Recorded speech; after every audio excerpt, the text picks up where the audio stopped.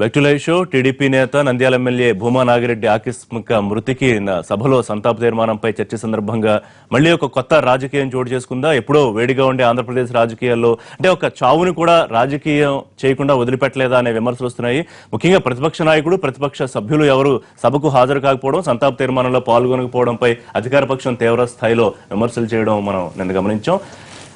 ఆమె అఖిలప్రియ కుమార్తె కూడా మరుసటి రోజే అసెంబ్లీలో హాజరవడం, తన తండ్రి మృతికి కనీసం జగన్మోహన్ రెడ్డి ఆ సభ్యులు సంతాపం తెలియజేస్తారని ఊహించాం, పార్టీకి మేము ఇంత చేసినా కూడా చేయకపోవడం బాధ కలిగించిందని ఆమె చెప్పడం కూడా అందరూ చూశారు. కొంత కంటతడి పెట్టించినట్టుగానే ఆమె ప్రసంగం సాగింది. మరోవైపు జనసేన అధినేత పవన్ కళ్యాణ్ పార్టీ 3వ ఆవిర్భావ దినోత్సవం సందర్భంగా ఒక క్లారిటీ ఇచ్చారు. 2 తెలుగు రాష్ట్రాల్లో కూడా పార్టీ పోటీ చేయబోతోంది. పూర్తి స్థాయిలో 60% పైగా యూత్ కే ప్రాతినిధ్యం ఉంటుంది. ఏ పార్టీతోనూ ప్రస్తుతానికి మేము లేము, పొత్తులకు సంబంధించి వచ్చే సంవత్సరం మార్చి తర్వాత ఆలోచనలు ఉండొచ్చు అన్న రీతిలో అని వ్యాఖ్యానించారు. ఈ అంశాలపై విషయాలు మాట్లాడదాం. మనతో పాటు వాసిరెడ్డి పద్మ గారు, వైఎస్ఆర్సీపీ అధికార ప్రతినిధి మనతో జాయిన్ అవుతున్నారు. అలాగే సుంకర్ దిలీప్ కళ్యాణ్ గారు, జనసేన అధికార ప్రతినిధి, బి రామకోటయ్య గారు, ఆంధ్రప్రదేశ్ బీజేపీ అధికార ప్రతినిధి, ESIC board member, Janga Gautam garu, Congress party ప్రధాన కార్యదర్శి, కొద్దిసేపట్లో టీడీపీ నాయకులు మనతో జాయిన్ అవుతారు. రైట్ పద్మ గారు, నిన్న జరిగిన విషయం దాకా నేను చెప్పినట్టు అంటే ఏపీలో ఏ అంశమైనా రాజకీయం చేయొచ్చు అనడానికి పరాకాష్ట అనుకోవచ్చా? నిన్న భూమా నాగిరెడ్డి గారి అంశం అంటే ఇటు అధికార పక్షమా ఇటు ప్రతిపక్షమా, ఎవరు నెగ్గాలి లేకపోతే ఎవరు తగ్గాలి అనేది ఏదో సందర్భాన్ని బట్టి చూసుకోవాల్సిన పరిస్థితి ఉంటుందిగా. ఎందుకంత రాజకీయం అవుతుంది? ఇప్పుడు నిన్న జరిగినటువంటి దాంట్లో అందరూ మాట్లాడుతున్నది ఏంటి, జగన్మోహన్ రెడ్డి గారు సంతాపం తెలియజేయలేదు, సంతాపానికి సంబంధించినటువంటిది చూపించాల్సినటువంటి పద్ధతి సాంప్రదాయాలు పాటించలేదు అనేటటువంటి. ఆయన చనిపోయిన తర్వాత మొట్టమొదట స్పందించింది, అఖిలప్రియతో మాట్లాడింది ఎవరు? జగన్మోహన్ రెడ్డి గారు, విజయమ్మ గారు.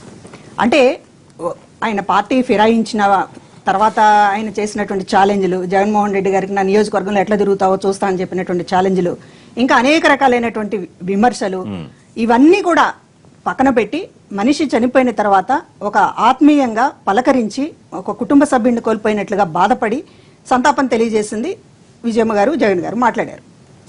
అంటే సంతాపం అనేటటువంటిది మనిషి హృదయంలో ఉందా లేదా అనేటటువంటిది అంటే పదే పదే మీరు చెప్పినటువంటి చట్టంలో ఉంటేనే జగన్మోహన్ రెడ్డి గారికి మానవత్వం ఉన్నట్టు అని డిబేట్ చేయడం అనేటటువంటిది నిన్న గమనించాల్సినటువంటి విషయం. ఇవాళ సంతాప తీర్మానానికి సంబంధించి ఎందుకు పాల్గొలేదనేటటువంటి జగన్ గారు క్లియర్గా చెప్పారు. సంతాప తీర్మానం చెప్పినప్పుడు భూమా నాగిరెడ్డి గారి గురించి, ఆయన రాజకీయాల్లో వచ్చినటువంటి పద్ధతి, ఆయన రాజకీయాల్లో నిలబడినటువంటి తీరు, ఆయన గట్స్తో ఎదుర్కొన్నటువంటి పరిస్థితులు, చంద్రబాబు నాయుడు గారిని ఎదుర్కొన్నటువంటి పరిస్థితులు అన్ని మాట్లాడడంతో పాటుగా చివరిలో ఒక ప్రలోభాలకు లొంగి చంద్రబాబు నాయుడు గారు తప్పు చేస్తే దాన్ని ఆ తప్పు చేయించినటువంటి చంద్రబాబు నాయుడు గారిని, చేసినటువంటి భూమా నాగిరెడ్డిని ప్రస్తావించాల్సి వస్తుంది. ఏం జరిగినా కూడా ఇప్పుడు కారణాలు ఏమైనా కూడా ఒక మనిషి చనిపోయిన తర్వాత దేశంలో ఎక్కడ చూసినా, మీరు పార్లమెంట్ లో చూడండి, ఏ రాష్ట్ర అసెంబ్లీలో కూడా ప్రతిపక్షం అనేది పార్టిసిపేట్ చేయడం, నిజంగా ఎంత వైరం ఉన్నా కూడా ఏదో 4 మంచి మాటలు చెప్పడంలో ఇబ్బందే ఉంది. అంటే మీరు అంటే చేసిన తప్పును కప్పించుకున్నట్టు చెప్పే కారణాలు కనిపించట్లేదు. సాధారణంగా జరిగేటటువంటి దాంట్లో ఎక్కడైనా సరే ఒక వ్యక్తి చనిపోవడము అనేటటువంటి మాట్లాడడం అనేటటువంటి ఇది ప్రత్యేకమైన పరిస్థితి. ఏపీకి సంబంధించి మీకు మంత్రులు ఇస్తాము అనేటటువంటి ఎరలు వేసి ఇతర పార్టీల నుంచి గుర్తు మీద పోటీ చేసి లాక్కుని వాళ్ళకి మంత్రి పదవులు ఇచ్చేటటువంటి కొత్త విషయం. అది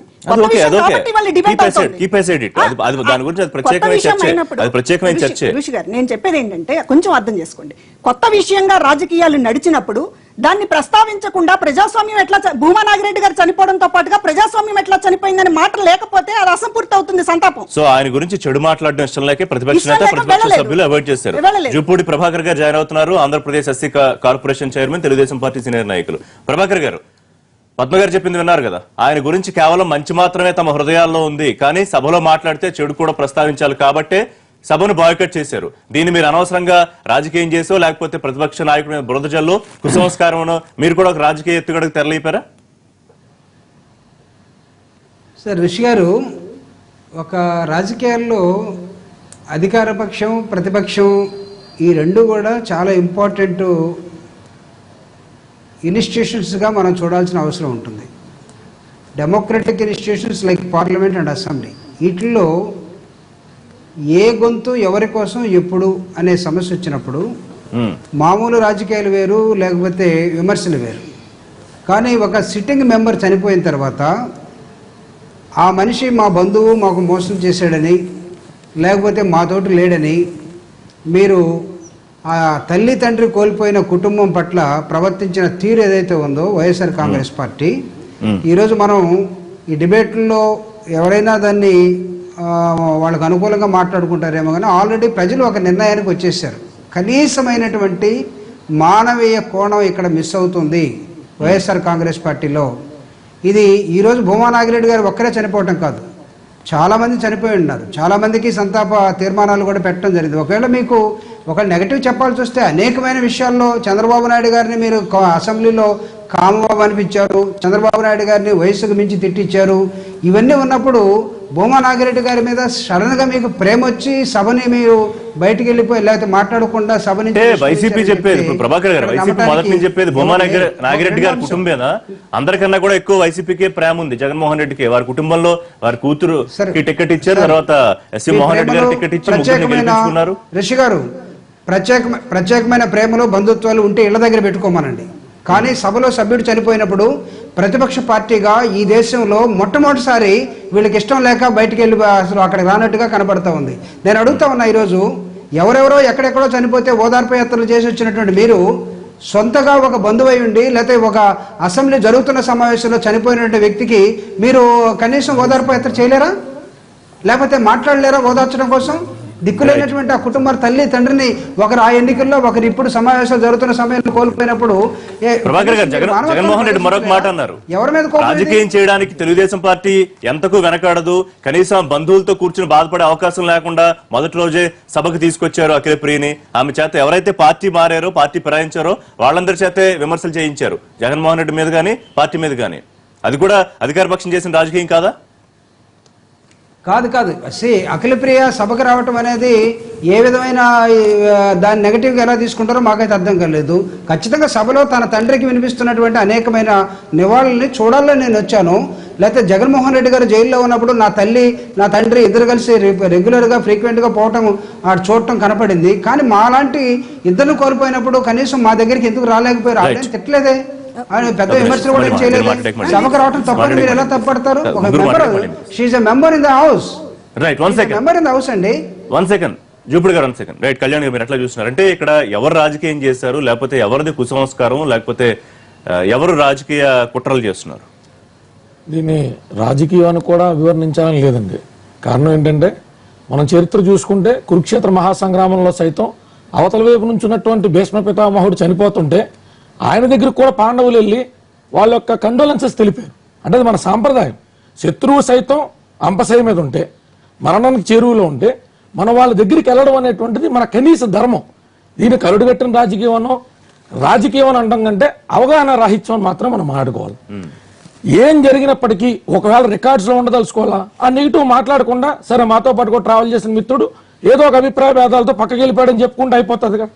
దీన్ని కాంప్లికేట్ చేసి అవతలకు ఆపర్చునిటీ ఇచ్చి వాళ్ళ ఆపర్చునిస్టిక్ పాలిటిక్స్ చేస్తున్నారు అంటే పాలిటిక్స్ లో పాలిటిక్స్ వ్యూహం తప్పిందా వైసీపీ రాజకీయ వ్యూహం కాదు సార్. కొన్నిసార్లు ఆయన పక్కన ఉండే సలహాదారులు చేస్తారేనో తెలియదు కానీ ఓవర్ కాన్ఫిడెన్స్ కి వెళ్తాం అనేటువంటి దాని వల్ల ఏమవుతుందంటే బోల్డ్ ఫాస్ట్ గా వచ్చి 9 కార్యక్రమాలు చేసి 10వ కార్యక్రమంలో దాన్ని మైనస్ చేసుకుంటా ఉంటారు. Plus into minus is always minus. ఆ ఈక్వేషన్ ఎవరో మార్చను.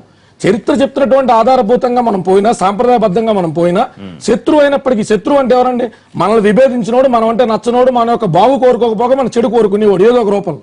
అయినప్పటికీ అలాంటి శత్రువు మరణాన్ని సైతం మనం వెళ్ళి పలకరించడం అనేటువంటిది మన భారతదేశంలో అనాదిగా వస్తున్నటువంటి ఆచారం. వాటిని పక్కన పెట్టి ఎప్పుడైతే ఇలాంటి కార్యక్రమాలకు పూనుకుంటామో, ఒకవేళ నిజంగానే మీ ఇంటెన్షన్ పాజిటివ్ అయినప్పటికీ అది నెగిటివ్ గా వెళ్లే పరిస్థితి ఉన్నప్పుడు పాలిటిక్స్ లో ఆ ఇంటెన్షన్స్ ని జాగ్రత్తగా మానిటర్ చేసుకోవాల్సినటువంటి పరిస్థితి ఉంటుంది. రామకోటి గారు, మీది ఏంటి మొత్తం వ్యవహారం? ఈ భూమా నాగిరెడ్డి గారికి మా సంతాపాన్ని తెలియజేస్తున్నాం. వారికి వాస్తవంగా నిన్న జగన్ గారు సభకు వెళ్లాల్సింది. ఎందుకంటే అసెంబ్లీ దాకా వచ్చి అసెంబ్లీ లాబీల్లో కూర్చుని సభలోకి వెళ్ళకపోవటం, ఆయన గురించి చెడు మాట్లాడటం ఇష్టం లేక వెళ్ళలేదంటాం బాధాకరంగా ఉంది. ఎందుకంటే మాట్లాడే చెడు ఎదురుగా మాట్లాడుతున్నారు. ఇంకా మాట్లాడాల్సింది ఏదైనా మంచి ఉంటే లోపలికి వెళ్ళి మాట్లాడుంటే ఇంకా గౌరవం దక్కుండేది. ఇలా మాట్లాడపోవటం బాధాకరంగా ఉంది. కారణం ఏంటంటే ఆయన విఘ్నతకి. ఎందుకంటే ఇప్పుడు ప్రభాకర్ గారు చాలా క్లియర్ గా చెప్పారు ఏంటంటే ఎక్కడ ఇబ్బంది ఉన్నా సరే నేనున్నానని చెప్పి వెళ్ళి అందరినీ ఓదార్చేటువంటి వ్యక్తి ఇవాళ తన యొక్క కుటుంబ సభ్యులు అంటే మీరు పార్టీ టికెట్ ఆయనకి, భార్యకి, వాళ్ళందరికీ ఇచ్చారు. వాళ్ళ ప్రాణాలు ఒక విధంగా ఆ ఎలక్షన్స్కి వెళ్ళొస్తూ శోభా నాగిరెడ్డి గారు మృతి చెందారు. అదేవిధంగా ఆయన మీ దగ్గర గెలుపొందారు. తర్వాత తెలుగుదేశం పార్టీ. ఇవి రాజకీయాలు. సోదరుడు చెప్పి కళ్యాణ్ చెప్పినట్టుగా ఏ విధంగా అయినా కూడా దీన్ని హర్షించడానికి ఇబ్బందికరంగా ఉండే విధంగా. ఎందుకంటే ఆయన లాంటి వ్యక్తి ఎందుకు వెళ్ళలేదు అనేది కొద్దిగా చర్చనీయాంశంగా ఉంది. ఇది వాళ్ళ యొక్క విఘ్నతకి మనం మాట్లాడాలి కానీ వేరే విధంగా మాట్లాడలేదు. ఒకటి పార్టీ అధినేతగా ఆయన ఏదైనా నిర్ణయం తీసుకోవచ్చు, కాకపోతే ఇక్కడ రాజకీయాల్ని రెగ్యులర్ గా వచ్చే సంప్రదాయాల్ని కలపడం వల్లే ఇబ్బంది వచ్చింది అనుకోవాలా? ఖచ్చితంగా ఇది ఒక సంక్లిష్టమైన రాజకీయ పరిస్థితి. ఏమిటంటే అసెంబ్లీలో మనం కొత్తగా చూస్తున్నాం. ముఖ్యంగా అధికార ప్రతిపక్ష రాజకీయాలు యొక్క ఏ స్థాయికి మన ఆంధ్రప్రదేశ్ రాజకీయాలు చేరాయంటే ఒక చావుని కూడా రాజకీయంలో తీవ్రమైన ఒక వరస్ట్ ఫార్మ్ ఆఫ్ పాలిటిక్స్ నడిపేటువంటి పరిస్థితిని ఆంధ్రప్రదేశ్ ప్రజలు చూస్తూ ఉన్నారు. అది ఫ్రమ్ ది బిగినింగ్ నుంచి మొదలెడితే అది వారేమో వైసీపీ నుంచి గెలిచినటువంటి అసెంబ్లీ అభ్యర్థి ఇప్పటికీ యాజ్ ఆన్ టుడే సంతాప తీర్మానం ప్రవేశపెట్టేటప్పుడు నిజంగా అసెంబ్లీలో పలానా వైసీపీ నుంచి గెలిచినటువంటి భూమా నాగిరెడ్డి అనే సంతాప తీర్మానం పెట్టాలి. కానీ ఆయనేమో తెలుగుదేశంలో జాయిన్ అయ్యారు.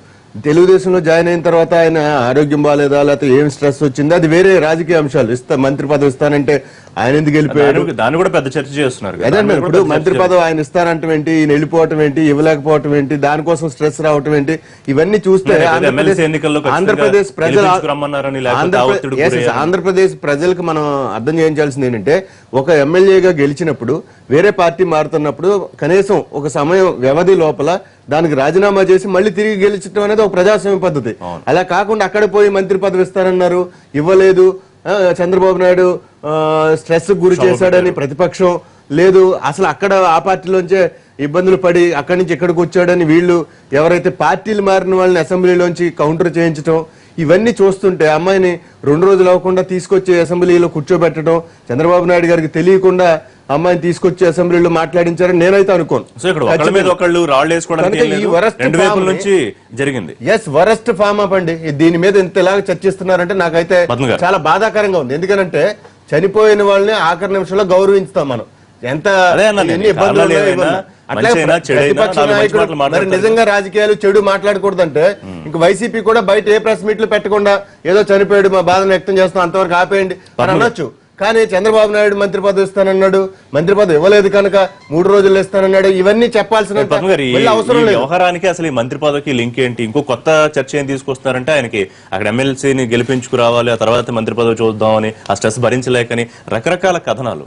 అంటే నిజంగానే ఒక శవ రాజకీయం ముక్కును వేరేసుకుంటున్న పరిస్థితి లేదా ఆంధ్రప్రదేశ్ ప్రజలు? ఇప్పుడు ఈయన ఒక్కడి విషయమే అయితే సరే ఏదో మాట్లాడకుండా ఉంటే సరిపోతుంది అనుకోవడానికి 21 మందిని ఇప్పుడు పార్టీ కండువాలు మార్చేసి రాజీనామాలు చేయకుండా తీసుకున్నటువంటి పరిస్థితి, కొంతమందికి పదవులు, కొంతమందికి వేరే రకమైనటువంటి ప్రలోభాలు, వీటన్నిటితో జరిగినటువంటి ఒక తంతు. దీనికి సంబంధించినటువంటి విషయాలు మాట్లాడుతున్నాం తప్ప భూమా నాగిరెడ్డి గారికి సంబంధించినటువంటిది మాట్లాడడం లేదు.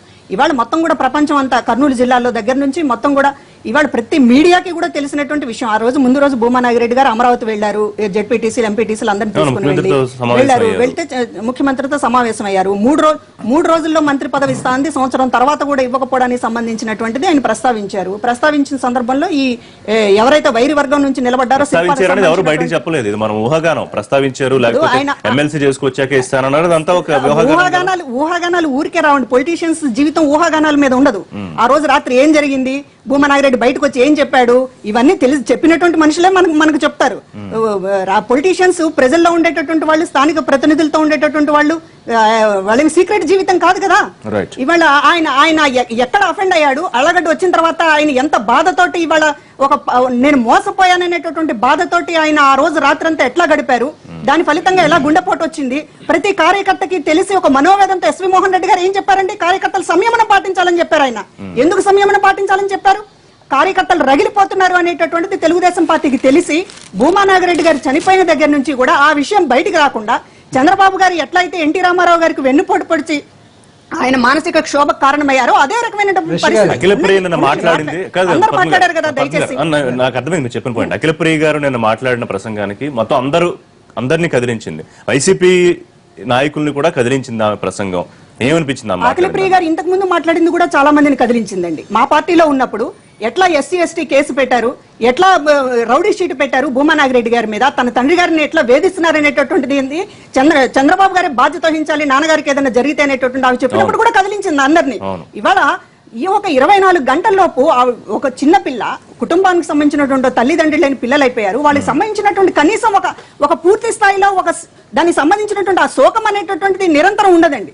అసలు ఏంటి అనేటటువంటి కొంచెం ఆలోచించుకునేటటువంటి పరిస్థితి కూడా దయచేసి ఉండండి. ఆయన చాలాసేపు మాట్లాడారు, లేదు నేను సమాధానం చెప్పాల్సినటువంటి విషయాలు ఉన్నాయి. ఇవాళ భూమా నాగిరెడ్డి గారికి సంబంధించి చంద్రబాబు గారి వల్లే ఈ మరణం జరిగిందనేటటువంటిది ప్రపంచానికి తెలిసినటువంటి వాస్తవం.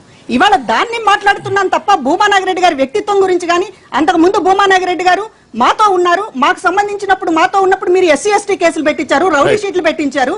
ఇవాళ మీరు అసెంబ్లీలోకి వచ్చి భూమా నాగిరెడ్డి అంత పెద్ద మనిషి లేడు అనేటటువంటిది మీరు మాట్లాడుతున్నప్పుడు మీకు ద్వంద్వ ప్రమాణాలు ఉన్నాయి.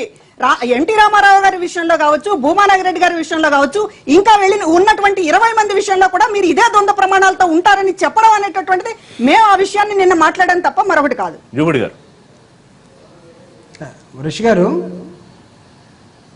గారు చెప్పండి. ఇక్కడ బాధాకరమైన సబ్జెక్ట్ ఏంటంటే, ట్రైన్లో పోతా కూడా హార్ట్ అటాక్ వచ్చిన వాళ్ళు చనిపోతారు, నిద్రలో ఉన్న వాళ్ళు కూడా హార్ట్ అటాక్ వచ్చి చనిపోతారు. స్ట్రెస్ ఎక్కువగా ఉన్నటువంటి వాళ్ళు కూడా కొన్నిసార్లు హార్ట్ అటాక్కి ఈ రాజకీయాల్లో అట్లా అనుకుంటే పద్మ గారు చెప్పిన దాని ప్రకారం చాలామంది ఈ పాటి చచ్చిపోయి ఉండాలి, పదవి రాకపోతే, లేకపోతే పదవి ఇవ్వకపోవడం లేట్ అయిపోతే, ఇవన్నీ చాలామంది చచ్చిపోయి ఉండాలి. భూమా నాగిరెడ్డి స్వయాన చాలా ధైర్య సాహసాలు కలిగినటువంటి వ్యక్తి. ఛాలెంజింగ్ పాలిటిక్స్ చేయటంలో ఆయనకున్నటువంటి ప్రత్యేకత తనకున్నది. తను జరుగుతున్నటువంటి ఎమ్మెల్సీ ఎన్నికల్లో ముఖ్యమంత్రి గారు తన నాయకుడు ఎలా డైరెక్షన్ ఇవ్వాలి, తనకి ఏం చెప్పాలి ఫీల్డ్ మీద వచ్చి మాట్లాడుకొని ఒక స్ట్రాటజీ తోటి అక్కడికి మళ్ళా తన స్వగ్రామానికి, తన నియోజకవర్గానికి వెళ్ళినటువంటి ఘటన ఇది. చంద్రబాబు నాయుడు గారు పదవి ఇవ్వటంలో లేట్ అయిపోయింది కాబట్టి చనిపోయాడు, ఆ స్ట్రెస్ ఇక్కడ పనిచేసింది, ఈ కాకమ్మ కబుర్లు కాదు. సంతాపానికి మీరు ప్రతిపక్ష పార్టీగా ఎందుకు రాలేకపోయారు? మీరు ప్రజాస్వామ్య వ్యవస్థలో విలువల్ని మీరు పాటిస్తున్నారా లేదా? మీ బంధువులు అయితే ఒక విధంగా, లేకపోతే ఇంకొకళ్ళు అయితే ఒక విధంగా, లేకపోతే మీ పార్టీ మారితే ఒక విధంగా. ఇది కాదండి కావాల్సింది. మీరు ఇన్స్టిట్యూషన్స్ లో మీ పార్టీ పోషించారా లేదా? ఈరోజు చర్చకి దారితీసిన అంశాన్ని మీరు దానికి సమాధానం చెప్పకుండా మేము ఏదైనా మాట్లాడాల్సి వస్తే రికార్డులోకి వెళ్ళిపోతుంది. మీరు రికార్డులు మీరు గమనించేవాళ్ళేనా? రికార్డులో మీరు బూతులు మాట్లాడారు, రికార్డులో మీరు ఛాలెంజ్ చేశారు.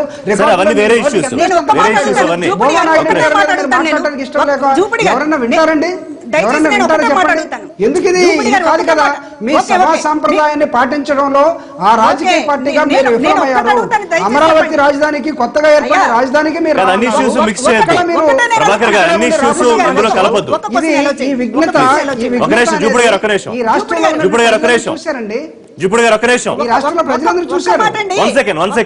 జస్ట్ చిన్న క్వశ్చన్ అడుగుతాను నేను. బాగుంది, మీరు చాలా సంతాపం వ్యక్తం చేయాలనుకున్నారు, ప్రజాస్వామ్య విలువలను పాటించారు. నిన్న సభలో భూమా నాగిరెడ్డి గారి పేరు ఎన్నిసార్లు మాట్లాడారు సంతాప తీర్మానంలో? జగన్మోహన్ రెడ్డి గారి పేరు ఎన్నిసార్లు మాట్లాడారు? జగన్మోహన్ రెడ్డి గారిని తిట్టడానికి మీ సంతాప తీర్మానమా, భూమా నాగిరెడ్డి గారికి సంతాప తీర్మానమా? చెప్పండి ఒక మాట. ఎన్నిసార్లు భూమా నాగిరెడ్డి గారిని జగన్మోహన్ రెడ్డి గారిని తలుచుకున్నారా? జగన్మోహన్ రెడ్డి గారిని చీపులు లెక్కడానికా మీ సంతాప? ఏ విలువలకి వెళ్తున్నారు మీరు? మీరు జగన్మోహన్ రెడ్డి, భూమా నాగిరెడ్డి గారి మరణం ఎలా జరిగిందనేటువంటి విషయం బయటకు వస్తుందనే సందర్భంలో మీరు ఇష్టారీతిగా మాట్లాడారే.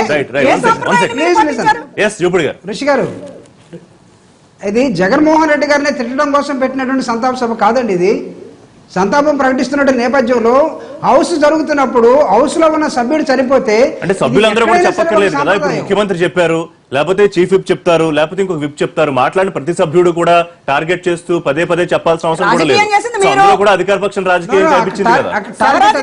జరిగినటువంటి నేపథ్యాన్ని ఖచ్చితంగా వర్ణిస్తారు అక్కడ. ప్రతిపక్ష పార్టీగా రాకుండా ఉండటం అనేది భారత ప్రజాస్వామ్య వ్యవస్థలో ఇది మొట్టమొదటిసారి అయి ఉండొచ్చు. ఇమ్మెచ్యూరిటీ పాలిటిక్స్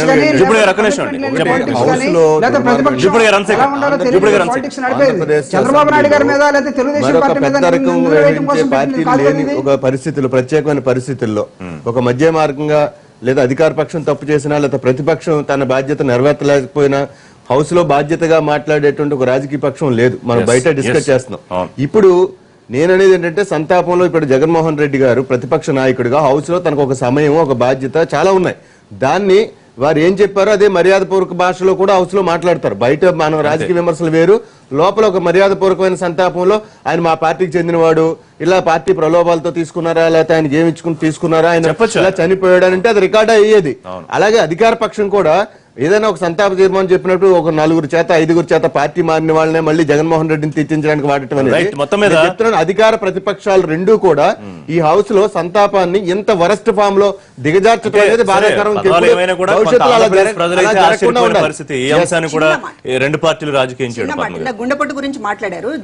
భూమా నాగిరెడ్డి గారు ఫ్యాక్షన్ ని తట్టుకున్నారు, నిలబడ్డారు. గుండెపోటు వచ్చినా తట్టుకున్నారు, నిలబడ్డారు. కానీ మీ వెన్నుపోటును తట్టుకోలేక ఆయన చనిపోయారు. రైట్, చిన్న బ్రేక్ తీసుకుందాం. బ్రేక్ తర్వాత జనసేన అధినేత పవన్ కళ్యాణ్ వచ్చే ఎన్నికల్లో పోటీకి సంబంధించి రైట్ కళ్యాణ్ గారు 2019లో 2 రాష్ట్రాల్లోనూ పోటీ, తెలంగాణలో పోటీకి ప్రాతిపదిక ఏమిటి? ఆయన మీద ఇప్పటికే ఒక ముద్ర ఉంది కదా, తెలంగాణకు సంబంధించి ఆయన ఆంధ్ర పక్షపాతివాదం ఇట్లాంటి ముద్రలు కూడా కొంతమంది తెలంగాణ నాయకులు మాట్లాడారు. సో ఏ ఉద్దేశంతో 2 రాష్ట్రాల్లో పోటీ చేయాలనుకుంటున్నారు? First question. సరే, అది చాలా సింపుల్ లాజిక్ అండి. నాయకులు మాట్లాడితే అది ప్రజాభిమతం కింద మనం తీసుకోవాల్సినటువంటి అవసరం ఉండదు అన్ని వేళలా. నాయకులు ఏమి ఈజ్ ఈక్వల్ టు ప్రజలు కాదు, వాళ్ళకి ఇండివిజువల్ అభిప్రాయాలు చెప్తారు. ప్రజాప్రతినిధులు కింద అది ప్రజలకు ఆపాదించబడుతుంది. తెలంగాణ అయినా ఆంధ్ర అయినా ఏ రాష్ట్రం అయినా సమస్యల మీద పోరాడేటువంటి వాడు నాయకుడి కింద ప్రజలు చూస్తారు. ఇది ప్రజలకు అభిమతం. అందుకని ఇక్కడ సమస్యలు లేవా, ఇక్కడ ఉన్న ఎగ్జిస్టింగ్ టీఆర్ఎస్ పార్టీ అందరికీ కూడా అందరిని ఆకాశాన్ని తీసుకొచ్చి చేతిలో పెడుతుందా అంటే అలా జరగదు. అంటే ఇప్పటికే తెలుగుదేశం పార్టీ ఇంత పెద్ద క్యాడర్ ఉన్న పార్టీనే ఆంధ్ర పార్టీగా చెప్తున్నారు నాయకులు.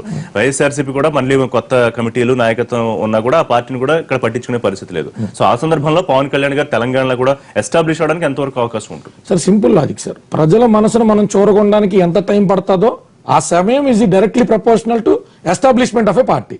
చాలా పెద్ద పెద్ద క్యాడర్ ఉన్నటువంటి పార్టీలు, పెద్ద పెద్ద నేతలు ఉన్నటువంటి పార్టీలు, కాంగ్రెస్ బీజేపీ లాంటి ఆమ్ ఆద్మీ ఎదుర్కొండా 2 సార్లు తేలిపోలేదా?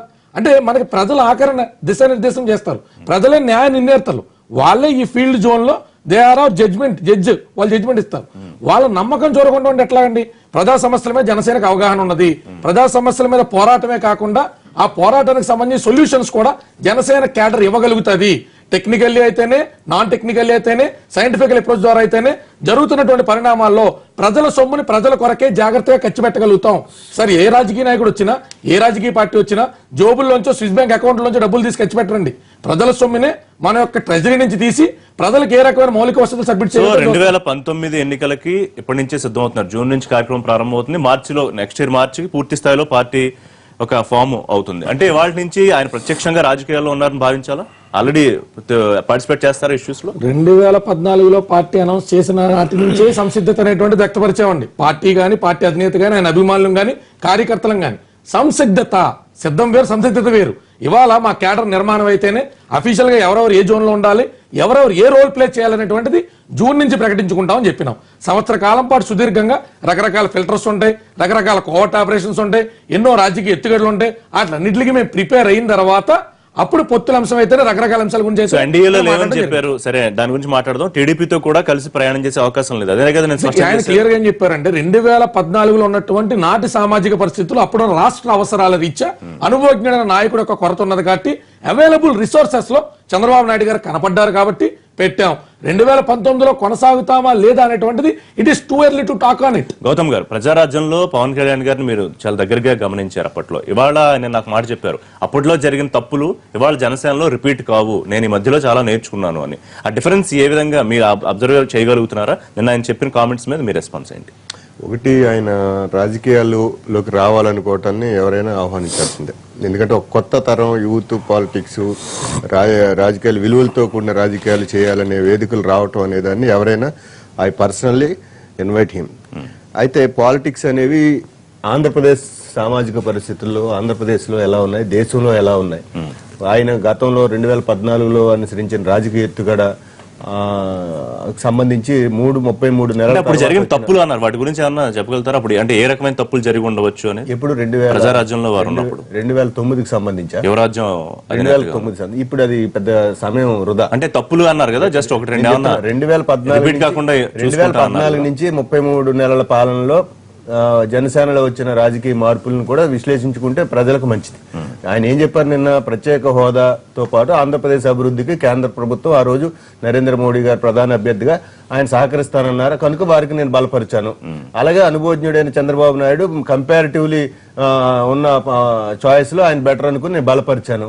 ఈ 2 విఫలమయ్యాయని చెప్పారండి. నేను బహుశా నేను అబ్జర్వ్ చేసింది ఏంటంటే, ఎన్డీఏలో లేము అని చెప్పడానికి ఒక కారణం ఏంటంటే ప్రత్యేక హోదా ఇవ్వలేకపోయింది, మోసం చేశారు, 15 ఏళ్ళు ఇస్తామన్నారు, 10 ఏళ్ళు ఎన్నికలు మేనిఫెస్టోలు పెట్టారు బీజేపీ వాళ్ళు, వాళ్ళు ఇవ్వలేదు, కనుక నేను ఇప్పుడు ఎన్డీఏలో లేను. చంద్రబాబు నాయుడు గారు కూడా ఆయన మీద విమర్శలకు సంబంధించి అంత సూటిగా ఇంకా రాలేదనేది నా పర్సనల్ అనిపిస్తుంది. ఎందుకంటే ఆయన కూడా చాలా హామీలు ఇచ్చారు. రుణమాఫీ అన్నారు, డ్వాక్రాలు, రైతులు, చాలా చాలా హామీలు, 600 హామీలు ఇచ్చారు. ఈ 600 హామీలకు సంబంధించి కేవలం సంక్షేమ పథకాలు అందజేయలేకపోవడమే కాదు, హామీలకు సంబంధించిన వంచన కూడా జరిగిపోయింది. సో ఇప్పుడు ఎందుకంటే ఈయన కూడా ప్రత్యేక హోదాను 15 ఏళ్లు డిమాండ్ చేసి ఇవాళ హోదా వద్దనే పరిస్థితిలో ముఖ్యమంత్రి గారే నాయకత్వం వహిస్తున్నారు.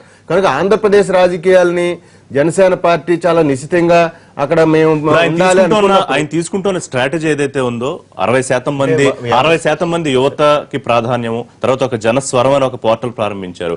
అది ఒకటి అప్రిషియేట్ చేసే విధంగానే ఉందా, కొత్త రాజకీయాలకు తెరతీసే విధంగానే ఉండబోతుంది? రాజకీయాలు అనేవి కొత్తగా ఉంటాయా లేదా అనేది వాళ్ళు కొత్త రాజకీయ సంప్రదాయాలు చెప్తున్నారు. కొత్త వాళ్ళ నడవడిక, వాళ్ళ మేనిఫెస్టోలు, దాన్ని బట్టి ఇంకా మనం అంచనా వేయాల్సి ఉంటుంది. కేవలం మాటల ద్వారానే కాదు. 60% యూత్కి ఇవ్వాలనేది మాత్రం నేనైతే పర్సనల్ గా వెల్కమ్ చేస్తున్నాను. అది 50%, 60% అనేది యూత్ అనేది పాలిటిక్స్ లో, ఇప్పుడున్న పాలిటిక్స్ లోకి యూత్ అనేది చాలా రావాల్సినటువంటి అవసరం ఉంది. వాళ్ళు విలువలతో కూడిన పాలిటిక్స్ చేయాల్సినటువంటి అవసరం ఉంది. కనుక ఆ ఛాలెంజ్ ని జనసేన తీసుకుంటే అభ్యంతరం పెట్టాలి. పవన్ కళ్యాణ్ గారు ఇచ్చిన స్పష్టతని తెలుగుదేశం పార్టీ అట్లా తీసుకుంటోంది. ఒకటి ఎన్డీఏలో లేవు, సరే ఎన్డీఏలో జాయిన్ అయ్యారా అని బీజేపీ నాయకులు అడుగుతున్నారు. అది రామకోటయ్య గారితో మాట్లాడదాం. అంతకన్నా ముందు తెలుగుదేశం పార్టీ సంబంధించి అధినేత గురించి నిన్న ప్రస్తావించారు. అలాంటి విజనరీ ఉన్న నాయకుడు అవసరమే, ఆయన అనుభవం అవసరమే, కానీ చేరాల్సిన స్థాయిలో ప్రజలకు సంక్షేమం చేరట్లేదు అని ఇంకా కొంత వేచి ఉండే ధోరణి అవలంబిస్తున్నారు, బహుశా తెలుగుదేశం మీద సూటిగా విమర్శ చేయడానికి. సో ఏమనిపించింది మీకు నిన్న వారి వ్యాఖ్యలు విన్న తర్వాత? అంటే సార్, ఇక్కడ మనం మల్టీ పార్టీ సిస్టంలో భారత రాజకీయాలు నడుస్తున్నటువంటి నేపథ్యం ఇది. పవన్ కళ్యాణ్ గారికి తన రాజకీయ పార్టీని ఎన్ని రాష్ట్రాల్లో పెడతాడు, ఎన్ని దేశాల్లో పెడతాడు, ఎన్ని చోట్ల బహిరంగ సభలు పెడతాడు అనేది తనకు పూర్తి స్వేచ్ఛ ఉన్నటువంటి అంశం. రెండవది, ఈ రాష్ట్రంలో ఉన్నటువంటి పరిస్థితుల దృష్ట్యా పోయిన ఎన్నికల్లో చంద్రబాబు నాయుడు గారి అనుభవం లేకపోతే ఆయనకున్న సీనియారిటీ వీటి దృష్ట్యా నేను సపోర్ట్ చేశాను అనే నిజాయితీగా చెప్పినటువంటి అంశం ఏదైతే ఉందో వీ అప్రిషియేట్ పవన్ కళ్యాణ్ గారు. రెండవది, ఈరోజు రాజకీయాల్లో తెలుగుదేశం పార్టీ ఇచ్చినటువంటి ప్రామిసెస్ మొత్తాన్ని కూడా దగ్గర సోదరుడు గౌతమ్ గారు చెప్పినట్టుగా రైతు రుణమాఫీ కానీ, డ్వాక్రా మహిళలు కానీ మొత్తం నెరవేర్చినటువంటి సబ్జెక్ట్ ఈరోజు తెలుగుదేశం పార్టీ తీసుకుని ముందుకెళ్తా ఉంది. ఎక్కడ కూడా రైతుల్ని పూర్తిగా చేరట్లేదని నిన్న పవన్ కళ్యాణ్ అన్నారు. పూర్తి స్థాయిలో చేరట్లేదు సంక్షేమ పథకాలు, కార్యక్రమాలు. అదే దట్స్ వాట్ లేట్ అయితే లేట్ అయి ఉండొచ్చు. ఉన్నటువంటి ఎకానమీ సిస్టంలో సహకరించినటువంటి కేంద్ర ప్రభుత్వం, ఆ టైంలో సహకరించినటువంటి రిజర్వ్ బ్యాంకు, వీటన్నిటిని కోఆర్డినేట్ చేసుకుని చంద్రబాబు నాయుడు గారు మళ్ళా ఎకానమీని గాడిలో పెట్టుకుని రైతులకు ఇచ్చిన ప్రామిస్ని ఈరోజు నెరవేర్చాం. అదేవిధంగా డ్వాక్రా మహిళలకు ఇచ్చిన దాన్ని నెరవేరుస్తున్నాం. ఈ రోజు ఏర్పాటు చేస్తున్నటువంటి పలకబోతున్నటువంటి బడ్జెట్ ఇప్పుడు సరే పథకాల గురించి కాదు, ఆయన అన్న కామెంట్ గురించి ప్రసావించాను. ప్రభాకర్ గారు ఇంకొక మాట చెప్పండి, ఎక్కువ టైం లేదు, చెప్పండి. 2019 ఎన్నికలకి జనసేన విడిగానే పోటీ చేసే అవకాశమే కనిపిస్తోందనే స్పష్టమైందా నిన్న పవన్ కళ్యాణ్ గారి మాటలతోటి? తెలుగుదేశం పార్టీ ఇంకా ఏమన్నా ప్రయత్నాలు చేస్తుందా వారితో సేల్ అవడానికి? సార్, ఇది చాలా ఇంకో 2 years టైం ఉంది. పవన్ కళ్యాణ్ గారికి ఏ నిర్ణయం తీసుకోవాలన్నా తనకి అధికారం ఉంటుంది, కంపల్షన్స్ ఏముండవు. ఆనాడు ఉన్నటువంటి సిచ్యువేషన్లో తను ఎవరి వైపు ఉంటాడు, లేకపోతే స్వతంత్రంగా ఉంటాడా, లేకపోతే మళ్ళా తిరిగి తెలివిగా చంద్రబాబు నాయుడు గారితో ఉంటాడా, వీటన్నిటి చూడాలి. పవన్ కళ్యాణ్ గారి తెలివా లేకపోతే చంద్రబాబు నాయుడు గారి తెలివి వల్ల? అంటే రాష్ట్ర పరిస్థితుల్లో కొన్నిసార్లు రాజకీయాల్లో చంద్రబాబు నాయుడు గారితో ఉండాల్సిన అవసరం ఉందని పవన్ కళ్యాణ్ గారు భావిస్తే ఖచ్చితంగా ఉంటారు. పోయినసారి ఎన్నికల్లో ఆయన చేసినటువంటి ఆ ప్లాన్ కూడా అదే కదా. ఏదేమైనా సరే ఈజ్ అన్ ఇండివిజువల్. ఆయనకి తన వ్యక్తిగతంగానే రాజకీయ పార్టీగా నిర్ణయాలు చేసే అధికారం కూడా ఆయనకే ఉంటుంది.